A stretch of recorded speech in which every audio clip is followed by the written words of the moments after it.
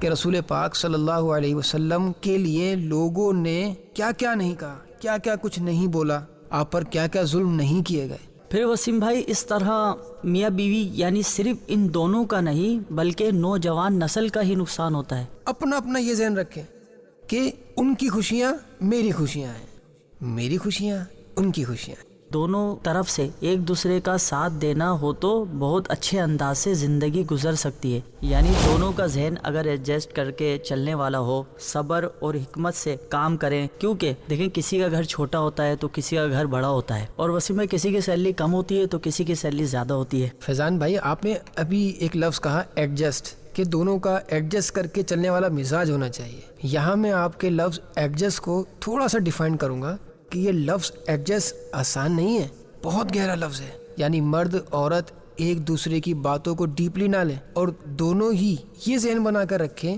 کہ ایڈجسٹ کرتے ہوئے چلنا ہے۔ آپ کہیں ٹھنڈی جگہ سفر کر کے جاتے ہیں یا کسی ٹھنڈے ملک میں سفر کرتے ہیں تو اس میں آپ بھی اور آپ کا جسم بھی فوراً ایڈجسٹ نہیں ہوتا ہے نا بھائی، ایسے ہوتا ہے نا کہ آپ بھی اور آپ کا جسم بھی فوراً ایڈجسٹ نہیں ہو جاتا، کچھ ٹائم لگتا ہے، کچھ کوشش آپ کرتے ہیں، تب کہیں جا کر آہستہ آہستہ آپ اس ٹھنڈ کے موسم میں ایڈجسٹ ہونا شروع ہو جاتے ہیں، حتیٰ کہ آپ ایڈجسٹ ہو جاتے ہیں۔ اسی طرح اپنی زندگی کو ایڈجسٹ کر کے چلنا سیکھیں۔ خاص کر فیضان بھائی میں آپ کے پلیٹ فارم کے ذریعے سے یہ پیغام دینا چاہوں گا شادی شدہ لوگ یا وہ لڑکے لڑکیاں جن کی شادی ہونے والی ہے، ان تمام کو، life is all about adjusting your self as for the environment.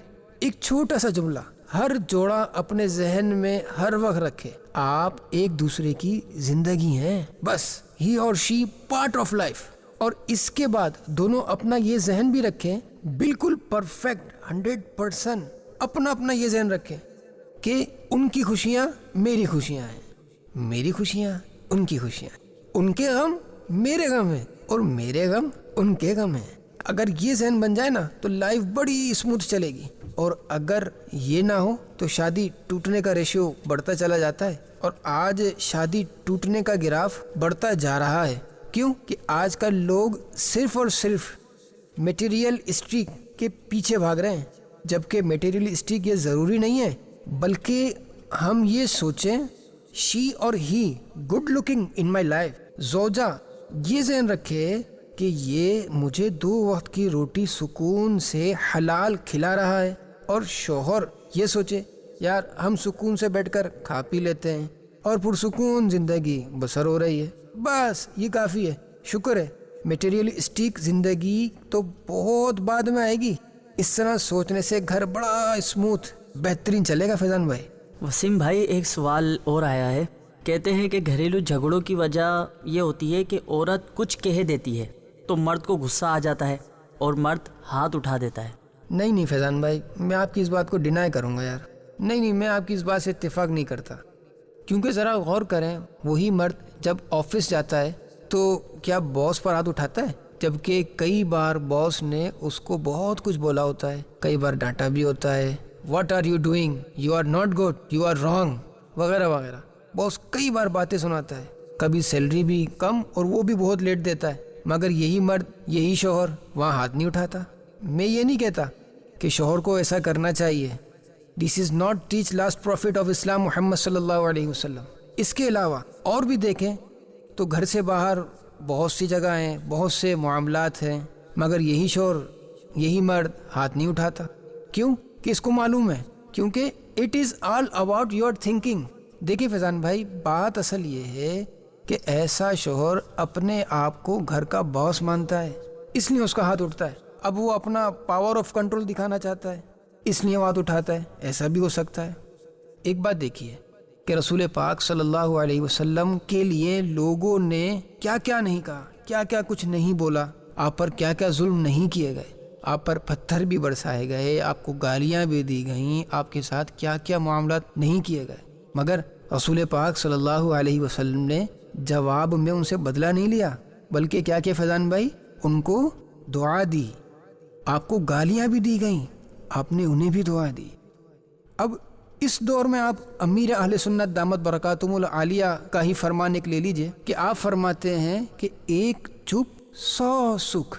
حضرت آپ گھر پر گئے، اگر عورت کا بیوی کا موڈ آف ہے تو آپ ٹھنڈے ہو جائیں بھائی، خود ہی کچھ دیر بعد معافی مانگے گی۔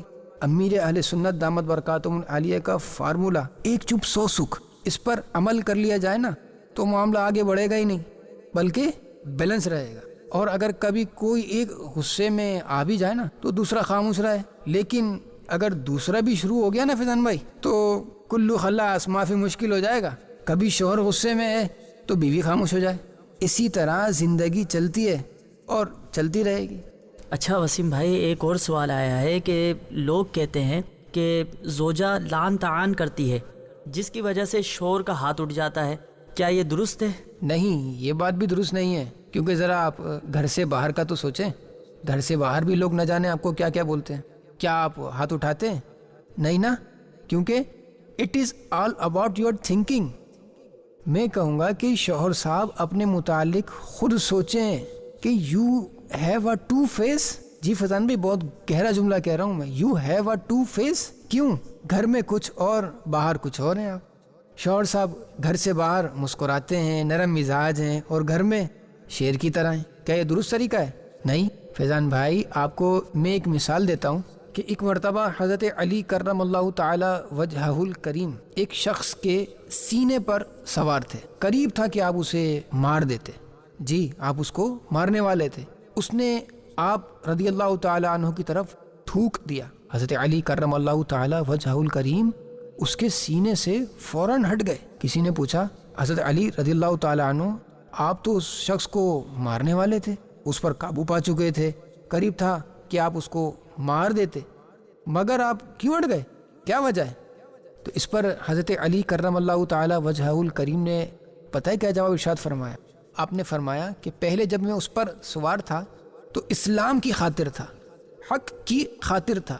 جب اس نے مجھ پر تھوکا تو میرے نفس نے مجھے ابھارا، اور میں اپنے نفس کے لیے نہیں مارنا چاہتا۔ ذرا سوچئے، ہاتھ اٹھانا مارنا اپنا اپنا ذہن اپنے اپنے اختیار میں ہوتا ہے۔ جی وسیم بھائی، آپ بالکل صحیح کہہ رہے ہیں کہ ہمیں اپنے آپ پر کنٹرول ہونا چاہیے، شوہر کو اپنے اوپر کنٹرول ہونا چاہیے۔ دیکھا جائے تو ویسے ایسے معاملات میں گھر کا نقصان ہی ہوتا ہے، گھر ٹوٹ جاتا ہے اور بچے ڈسٹرب ہو جاتے ہیں۔ جی فیضان بھائی، گھریلو لڑائیوں کی وجہ سے سب سے زیادہ نقصان دیکھا جائے نا تو بچوں کا ہوتا ہے، جس میں بچوں کی ذہنی سطح، ذہنی تربیت بگڑ جاتی ہے کہ بار بار امی ابو کی لڑائی ہوتی رہتی ہے۔ بچوں کے ذہنی سکون یہ ختم ہو جاتے ہیں، اور بچہ سوچتا ہے اچھا امی کو ابو مارتے ہی ہیں، مجھے بھی بڑا ہو کر یہی اپلائی کرنا ہے، یہی کرنا ہے۔ اسی طرح بیٹی کی مثال لے لیں، بیٹی دیکھتی ہے کہ امی ابو کے ساتھ لعن طعن کرتی رہتی ہیں تو مجھے بھی شادی کے بعد اسی طرح کرنا ہے۔ اب ذرا سوچیں، ایسی لڑکی کہ جس کی تربیت والدین کی طرف سے اسے یہ ملی ہو، جس کی مینٹلی گروتھ اس طرح کی ہو رہی ہو، یہ لڑکی جب کسی کی بیوی بنے گی تو اس کے گھر میں کیسے سکون لائے گی؟ دونوں میاں بیوی کو چاہیے بھائی، میں یہ کہوں گا کہ وہ یہ سوچیں کہ ہم زوجین کی لڑائی جھگڑے سے بچوں کی mentally growth, social growth, psychological growth, spiritual growth, ان سب پر بہت گہرا اثر پڑتا ہے۔ پھر وسیم بھائی، اس طرح میاں بیوی یعنی صرف ان دونوں کا نہیں بلکہ نوجوان نسل کا ہی نقصان ہوتا ہے۔ جی فیضان بھائی، ایسا ہی ہو رہا ہے۔ اچھا وسیم بھائی، آپ نوجوانوں کو مزید کیا مشورہ دینا چاہیں گے؟ فیضان بھائی، میرا مشورہ تو بہت کلیئر ہے کہ شوہر بیوی دونوں ایک دوسرے کے دکھوں کو، ایک دوسرے کی تکلیفوں کو سکون میں تبدیل کرنے کی کوشش میں لگے رہیں، اور ہمیشہ اپنا ذہن جوڑنے والا رکھیں۔ مثلاً آپ کہیں جانا چاہتے ہیں، سفر پر جانے کے لیے آپ کو گاڑی نہیں مل رہی، تو آپ کیا کرتے ہیں؟ آپ اپنے ذہن کی پوری طاقت گاڑی تلاش کرنے میں لگا دیتے ہیں۔ کیوں؟ کہ آپ کا ذہن بنا ہوا ہوتا ہے آئی ہیو ٹو گو، گاڑی نہیں ملے گی کچھ بھی ہو but I have to go, گاڑی نہیں ملے کچھ بھی ہو آپ کوشش کرتے رہتے ہیں، کسی سے رابطہ کرتے ہیں کہ مجھے فلاں شہر جانا ہے یا مجھے فلاں جگہ جانا ہے، کیا آپ کے علاقے سے وہاں کی گاڑی مجھے مل جائے گی؟ یعنی کہ آپ ہر طرح کی کوشش میں لگے رہتے ہیں کہ بس مجھے سفر کرنا ہی کرنا ہے۔ یہ سب آپ کب کرتے ہیں؟ کہ جب آپ کا پرفیکٹ اتھینٹک مائنڈ بنا ہوا ہو کہ بس مجھے جانا ہی جانا ہے، مجھے سفر کرنا ہی کرنا ہے۔ بالکل اسی طرح فیضان بھائی شوہر اور بیوی دونوں زوجین اپنا یہ ذہن ہمیشہ بنا کر رکھیں کہ ہمیں اپنے رشتے کو جوڑے رکھنا ہے، مجھے اپنا رشتہ بچانا ہے، کیونکہ اللہ پاک نے توڑنے کے لیے نہیں بلکہ جوڑنے کے لیے پیدا کیا ہے۔ بیوی شوہر دونوں یہ ذہن رکھیں، اٹس مائی فیملی۔ ایک دوسرے کے ماں باپ کو اپنے ماں باپ سمجھیں، ان کو عزت دیں، ان کو ریسپیکٹ دیں جو ان کو دینی چاہیے اور جو وہ چاہتے ہیں۔ It's my family and give her respect her person she want. جسے جو عزت چاہیے، جو ہم سے عزت چاہتا ہے اسے ہم وہ دیں، اسے ترسنا نہ پڑے، ہم اسے ترسائیں نہیں، جو عزت اسے چاہیے اس کے لیے ہم دیں۔ ایک بات ذہن میں رکھیں، تم لوگوں کو وہ دو جو لوگ تم سے چاہتے ہیں، پھر لوگ تمہیں وہ دیں گے جو تم ان سے چاہتے ہو۔ وسیم بھائی ماشاء اللہ کیا بات ہے، آپ نے بہت اچھے انداز میں سمجھایا۔ جی فیضان بھائی، جو میں نے کہا نا اپنی گفتگو میں، ایک دوسرے کے والدین کو اپنے والدین سمجھیں، یعنی کہ میرے والدین تیرے والدین نہ، یہ ختم کر دیں، ٹھیک ہے؟ ہمارا گھر ہمارے والدین اس طرح سے سمجھیں، یہ لے کر چلیں۔ ہمارا گھر ہے، ہمیں سمجھنا ہے، ہمیں سنبھالنا ہے، ہمیں بچانا ہے، ہمیں جوڑنا ہے، یہ ذہن رکھیں۔ مثال کے طور پر اگر کچھ اپنا ہو یا کوئی اپنی چیز ہو نا، تو ہم کیا کرتے ہیں، ہم اس چیز کو بہت سیو کر کے رکھتے ہیں، بہت حفاظت کرتے ہیں۔ ایک چھوٹی سی مثال آپ کو دوں، یہ جو آپ کے ہاتھ میں گھڑی ہے نا فیضان بھائی، اگر یہ واٹر پروف ہے تو بسا اوقات کیا ہوتا ہے کہ بارش میں بھی ہم اس کو سیو کرتے ہیں، اتار کر رکھ دیتے ہیں۔ ہوتا ہے نہیں ہوتا کبھی کبھی ایسا کہ ہاں یار بارش ہو رہی ہے، اگرچہ یہ گھڑی واٹر پروف ہے، ہم اس کو پھر بھی سیو کر لیتے ہیں، اتار کر رکھتے ہیں، ہم اس کو بچاتے ہیں، اس کی حفاظت کرتے ہیں۔ کیوں؟ کہ یہ میری ہے، مجھے بچانا ہے، مجھے سیو کرنا ہے۔ ذہن کیا ہوتا ہے کہ یہ میری ہے۔ اسی طرح ہر ایک اپنی فیملی کو سمجھے کہ میری فیملی ہے۔ انشاءاللہ آپ کی فیملی بہت اچھی رہے گی، خوشحال رہے گی انشاءاللہ۔ بہت بہت شکریہ وسیم بھائی، اللہ آپ کو جزائے خیر دے۔ آپ نے بہت اچھے اور پیارے انداز سے ہمیں سمجھایا، اور یقیناً ہمارے دیکھنے والے جو ہمارے ویورز ہیں انشاءاللہ ان کو بھی بہت کچھ سیکھنے کو ملا ہوگا۔ اللہ آپ کو جزائے خیر دے۔ پھر انشاءاللہ ایک بار پھر ملاقات ہوگی نئے سوالات کے ساتھ اور آپ کے نئے جوابات کے ساتھ۔ اللہ حافظ۔